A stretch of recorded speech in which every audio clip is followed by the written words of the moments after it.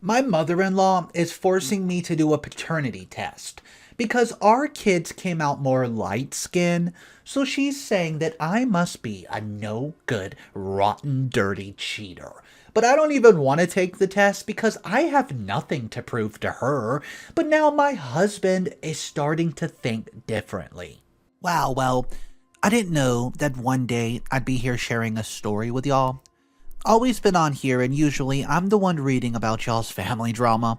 But now the tables have turned, and I'm the one here to share advice and receive some. But oh well, let's get on with it. So, as you read, yes, my mother-in-law forced me to do a paternity test for my baby. So, I'm planning to get revenge. To give insight into this whole thing, let me state that I'm a nurse, a wife, and a new mom of a 1-year-old twins. Now, this whole situation began a while back, though it's only recently escalated. So I met my husband Dave 3 years ago as I was studying to be a nurse. He was also a student at the close-by university, and we've met at a local meeting point for university students, a bit away from campus. Once we met, we sort of just hit it off. And we started out as friends because at the time we were both dating different people still. Once we ended up single, first him 1 year before and then me a year after, we started dating. Everything was perfect. We were in love, we had similar mindsets and goals, and we each saw a future with each other. The only trouble we had seen was when it came to our parents. My dad at first wasn't quite supportive as he wasn't exactly well and had very little time left, so he just wanted to make sure I was in good hands and that I was happy, which he didn't trust Dave with at first. But once he got to know me, he lightened up. His parents, well, on the other hand, were a whole different ball game. Especially his mother, who's now my mother-in-law. She's never liked me from the start, and the main reason was clearly because of her colorist views. She wasn't exactly pleased that her son had chosen a dark-skinned, black, beautiful queen, a woman to love, marry, and procreate with. So yeah, that's pretty much how it started. His father, on the other hand, was more pleasant. He was still quite distant, though, and I could understand as his wife was quite the bully, and I knew she would make his life a living hell if he got too cozy with a woman she clearly did not like. So I didn't really blame him. Meeting her had definitely caused its own strain on my relationship, as I realized just how much of a mama's boy my husband was. And at first I worried he would not stick up for me, but he had surprisingly kept things in check. Still, there were times an insult or two would slip through the crevice from his mother that he overlooked. Still, I didn't make the fact that his mom did not like me or the fact that he was a mama's boy dull my love. We've continued dating and, well, here we are, married with the 1-year-old twins, and this is where the issue comes into play. Well, if you were to see the twins, you would not believe they are the children of two dark-skinned black people. Because somehow, they came out with a light brown skin and hazel eyes. Even their hair texture was different, so even though I had completely normal and surprisingly comfortable pregnancy with them, the minute they were born, I started getting weird looks. Because no one believed they were mine. If I hadn't held them right after the birth, even I would be in doubt. Still, I got over it as, after tracking back, I knew there was quite a bit of mixing in my family. Still, it was suspicious as there was no such mixing in my husband's family, so yeah, everyone has questions. Still, I told them that just give it a few months and they'll all likely settle into how they're supposed to look. Well, a few months went by and their dark eyes, which I'd expected to just turn dark brown, became hazel. And their light skin did not darken at all. So yeah, that's when the snarky comments started getting worse. Then the first time that I heard a full-blown accusation was during the twins' 6-month get-together. We were having this little family get-together thing, and one of the aunts came over and commented on how the baby still had not darkened, and how they looked more like a milk chocolate mix than a dark chocolate on the chocolate mix. It made me uncomfortable because it was a clear accusation of infidelity, and the fact that my husband said nothing told me he had silently agreed. That wasn't the last accusation, though, because right throughout the function, family member after family member had made similar comments that night. So, by the end of the night, I was so mad and tired, and my husband chose to leave, managing the twins on me as he left to play games and do some stuff with his cousins. Well, when the twins would not quit crying and I was just too overwhelmed, I'd asked him for help, and that's when mother-in-law had asked why I don't call my actual baby daddies and quit embarrassing and just bothering her son. Now, that was absolutely it for me. A big argument happened and I ended up leaving to stay over at a friend's that night. Yet the argument only got worse from then. Every time I would be around the family, mother-in-law would make sure to make her suspicions be heard loud and clear, regardless of who was present. Well, that went on for a while, a whole month, before she began pestering me to get a paternity test, which obviously I refused. I thought she would eventually just drop the topic, but it only grew worse, and eventually I said enough was enough. I'd confronted my husband to deal with her, but instead, all I got was his agreeing with her that I should do a paternity test. And when I refused, he threatened divorce and kicked me out.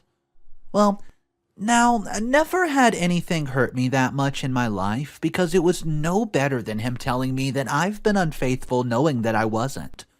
Still, I let it pass and I agreed and gave him the paternity test he was so adamant to have. On the day of the release of the results, mother-in-law invites almost all the family members over. It was as if she wanted them to witness my embarrassment when my supposed unfaithfulness was proved. But the minute I handed the envelope to my husband and he saw the results, all the embarrassment that was predicted to fall on me instead fell on her.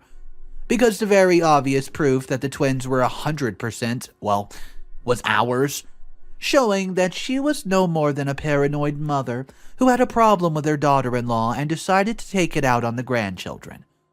I was a bit smug then, but at the same time, I still wasn't able to genuinely appreciate that win, because the fact that my husband needed a piece of paper to prove my fidelity sat at the forefront of my mind.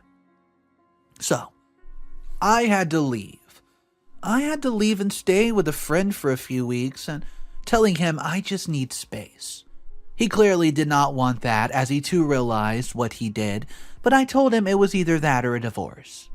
Once I felt I could stand to look at his face without feeling a bit of resentment towards the fact that he did not believe me. Not enough. Well, he wanted his mother to be right. Well, then I guess I could return home. Our routine had gone back to how it was. It's just that I was never truly and fully in the way I once was. My almost non-existent libido was definitely proof of that. The twins are now 1 year old, meaning it's been about 5 months since that happened, but something happened recently and I'm not sure if I'm making the right decision. So, my husband ends up in a work-related accident last month. In the process, he lost a lot of blood. It was a scare that I wasn't prepared for, and even though he had betrayed me in a sense, I still loved him. So, knowing he could have gone out that morning and never returned to me or our babies terrified me. Still, once I got to the hospital and learned that he was good, otherwise only needing a blood transfusion, I thought everything would be okay. Since his parents were perfectly healthy and likely would be able to give him a bag or two. Yet, you would not believe my shock when I found out neither of them had his blood type. In fact, my mother-in-law, Mavis, was an A, and father-in-law, who's 51, Kevin, was an AB type, while my husband, Dave, was an O. Now, for those who don't know anything about blood types, A and AB blood type parents for short should not equal an O-type child. The child should have an AB or AB type blood. So the fact that Dave was an O screams suspicion. Well, this suspicion was further heightened when Chris, a family friend and Kevin's best friend, turned out to have O blood and offered to donate. So I suspected someone's got to be lying. Now, I wanted to ignore that tingling feeling to snoop, But nothing that I may just have a way to get back to Mavis for basically creating an unneeded rift in my marriage just could not allow me to ignore it. So, once my husband was back home recovering, I began my snooping, and what I found strengthened my suspicions. As the first thing I realized was Chris, even though a brown-skinned black man, actually came from interracial parents. That made it possible for, if he was my husband's father, then the biracial genes could have somehow found their way down the line and mixed with my own mixed gene to then create the attributes our kids have. Pretty much explaining why the kids were so light even though both their parents were dark-skinned. The hazel eye thing is something that Chris's mom also had, so yeah, that was quite the pinpointer. Well, I once started to snoop and got the answers I needed to confirm my suspicions. I contemplated taking the next step, and it took me a few days, but I only decided to do it 6 days ago. The reason, well, I was taking care of lunch the way the doctor ordered for my darling husband, who thought I cheated on him and tried to give him kids that weren't his. When Mavis walked in and began a whole argument, saying crap like how I should have given him his lunch how many long ago and yada yada yada. Even though she was the reason I ended up making lunch a bit late since she had stopped to chat with God knows who when she was just shopping and get the needed things that Dave was supposed to have for lunch. So yeah, after that embarrassment, I decided enough was enough.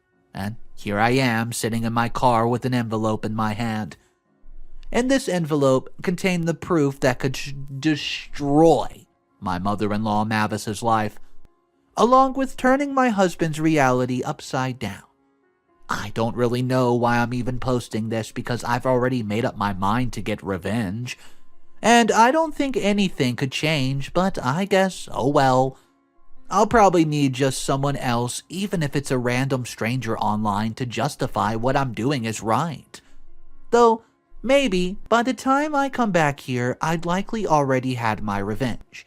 So yeah, see y'all in probably a week. Update number 1. So I did it. It actually felt good. I saw y'all's messages and I noticed some agreed while some did not with what I planned to do. Yet whether or not you agreed or disagreed, it happened. I do want to say I had second thoughts though when I arrived home, so I did not immediately expose her. Instead, I hid the envelope and went about life as I normally do. She wasn't at the house when I got there, which made me grateful. This is because I did get stuck in traffic on the way home, so I worried I wouldn't reach home early enough to make dinner for Dave, so that he could get his medicine. Yet, I was only a few minutes behind, so I was quick to get everything sorted. I knew that if she was there, an argument would happen, so I was grateful she did not show up. I also noticed some of you asking, how did I get to the DNA test? Well, I stole a few strands of Chris and Kevin's hair, which wasn't hard, and I also got my husband's. So yeah, not exactly the legal way to go about it, but I still did it. I checked the results again that night while my husband was in the bathtub, and my suspicions were once again confirmed. He was indeed Chris's child. I had hidden them as soon as he came home from his shower, but as I was deeply thinking of whether or not I should expose the truth, I'd learned I was just staring at him. Because more than anyone, I was really considering the way it would affect him. The more I looked at him, the more I pushed myself away from the idea of revenge, and I almost decided to just drop it. Until I was laying in bed and he made a move and I refused, still having my libido low from what he did, and also too mentally contained with the idea and info I've learned. Well, I thought he would understand, but he exploded. And let's just say he said some pretty nasty things. All because I refused to lay with him. The worst thing, though, was when he brought up his mother while he was leaving, saying how she was probably right. Maybe I was indeed cheating, and that's the reason I kept refusing intimacy.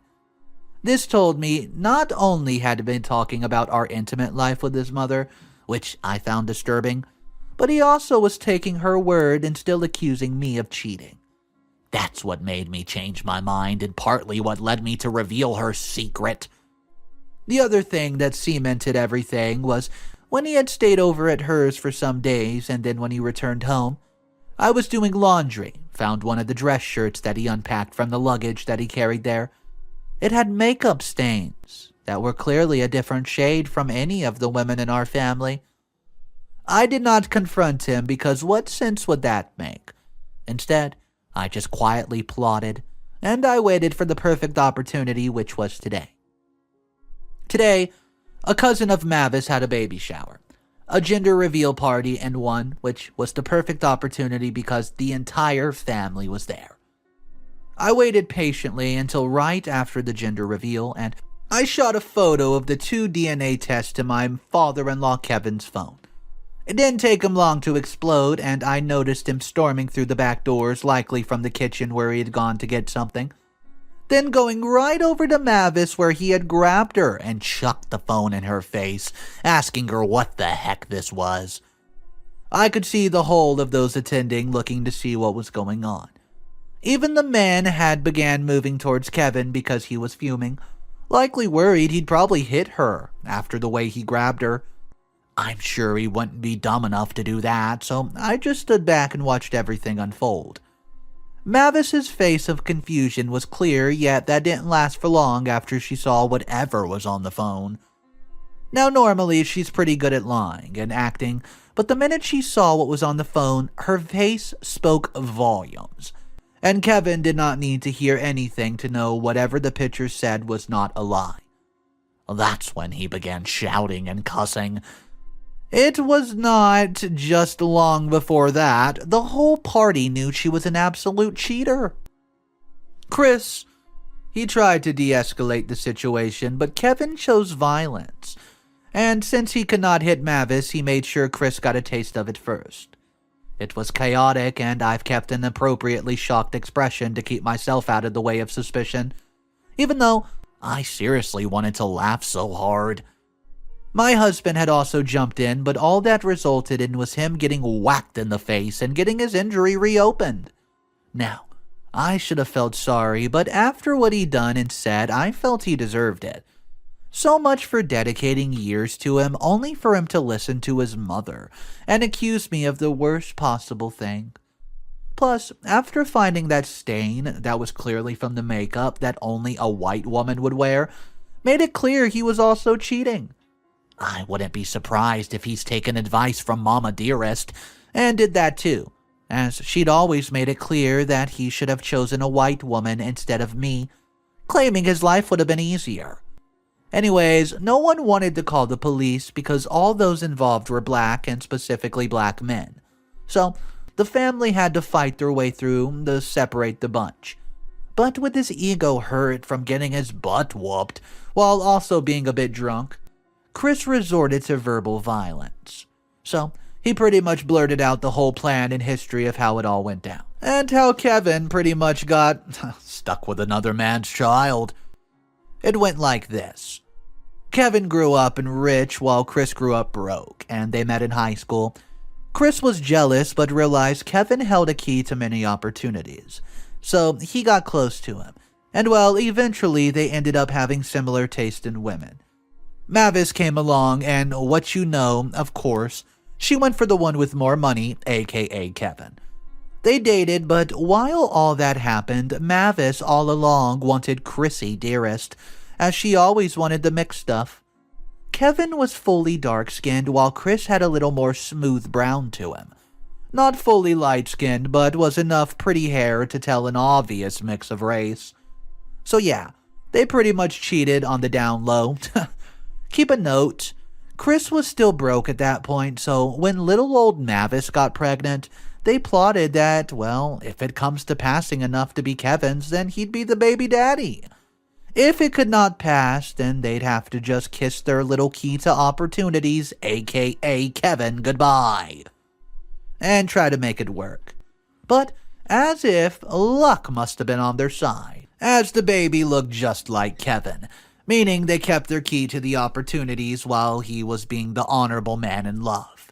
Married little old Mavis and had her living the high life. while also helping his best friend Chris to build his own business. So yeah, both got what they want in the end.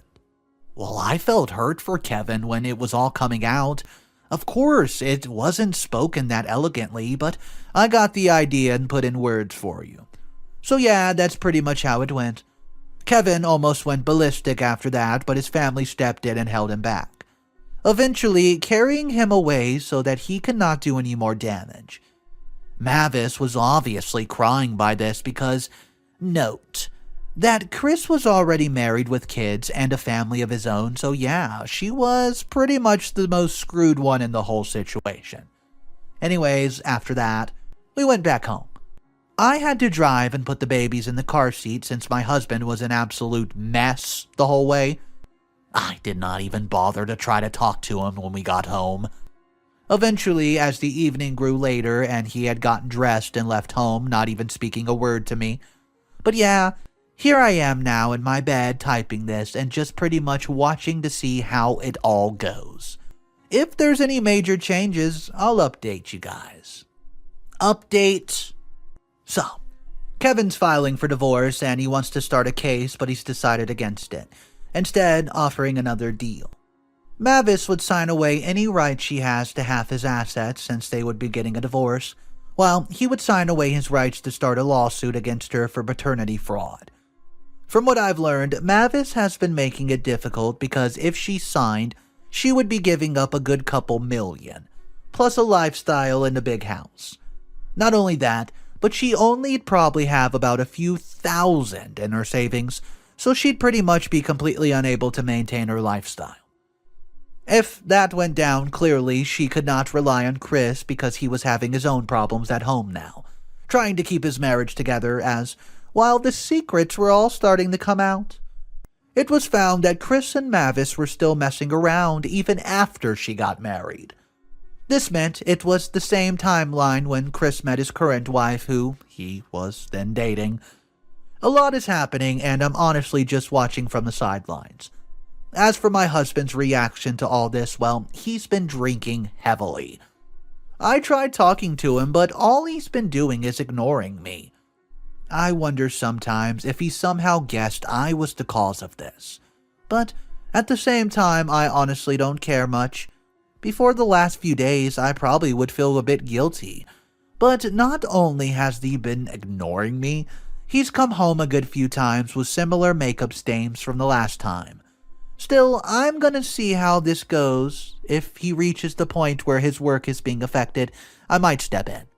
As while I could provide for myself and my children if I were to get a divorce, I also don't want them to grow up without their dad, or even worse, with an alcoholic of a father.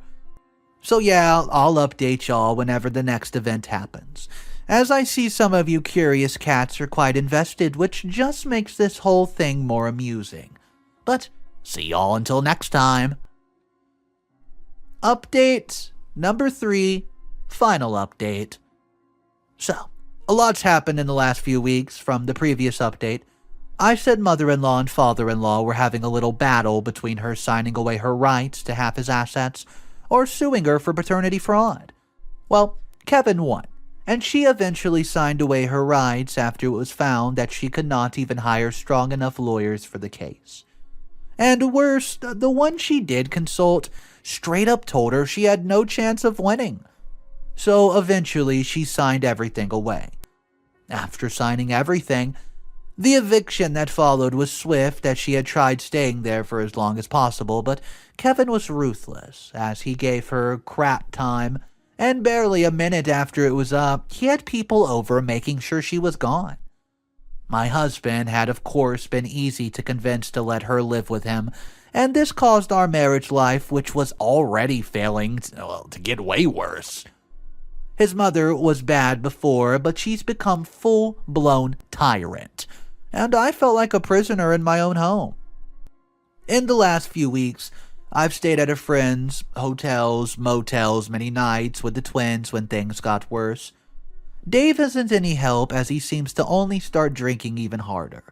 He still goes to work, but he seems to care about nothing more than drinking, leaving early and staying out late and, likely cheating.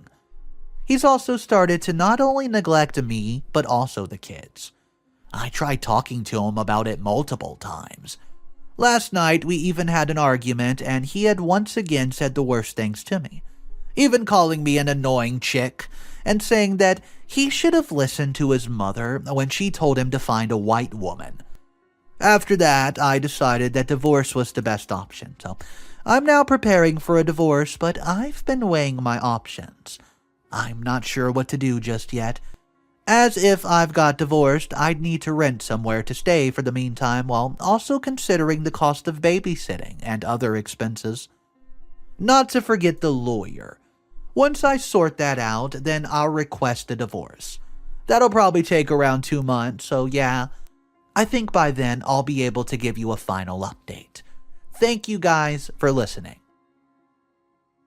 What's up everybody, Mr. Reddito here. So that was the final update for quite some time. However, there was an update that was left in the comment section and I managed to find it. It came out a while later, but get ready for this final update. It's a shocking one. So, the nightmares finally come to an end. It did not go the way I planned, but maybe I'd say it went even better. So, y'all remember the last update I said that I was preparing for a divorce? Well, I actually got that divorce, and much more than I planned for, but it was in a much different way. So, a few weeks after the update, I had another argument with Dave and I left home. While away, mother-in-law had snooped in my things and well, she found the DNA paper, which was a shock, as I had it hidden pretty well. Anyways, once home, I was greeted by an irate Dave, and of course, an argument erupted. During that argument, I basically learned he had been in on the whole thing. The plan was for them to continue the facade so that he'd be able to inherit the construction company Kevin owned. The company was worth millions, so it was quite big, and had been around for quite a few generations. Plus, as he was the only child Kevin was supposedly to have, he was at the forefront of the will for everything he owned. But all that was messed up by me exposing his mother. When I tried to defend myself, I ended up getting slapped across the face, and let me just say, the cops were up in this joint so quick. Because the police got involved and a report was made. Dave had to spend the night in jail, and Mavis had to contact some people to help bail him out. Because of all this, Kevin learned of what happened and contacted me. He wants to know my plan, so I told him about my preparation for divorce, and he basically decided to help me with the case against Dave. Not only did he help me, but he also helped me get on child support, even though I made a bit more than him. But he also helped me get the house. That very house I had kicked Mavis out of because that girl still had the audacity to try to threaten me into dropping the charges of assault I also had against Dave. Now, before someone screams false accusations, false accusations, false accusations 3 times, he had hit me in a fit of rage while drunk. He also has done some violent stuff like trashing the home. So after that, I didn't trust him around the kids. Because of this, I wanted to have his assault on record, just in case he were to point any violent towards the children or any other women. He won't just get off the hook with a warning or some sort of slap on the wrist.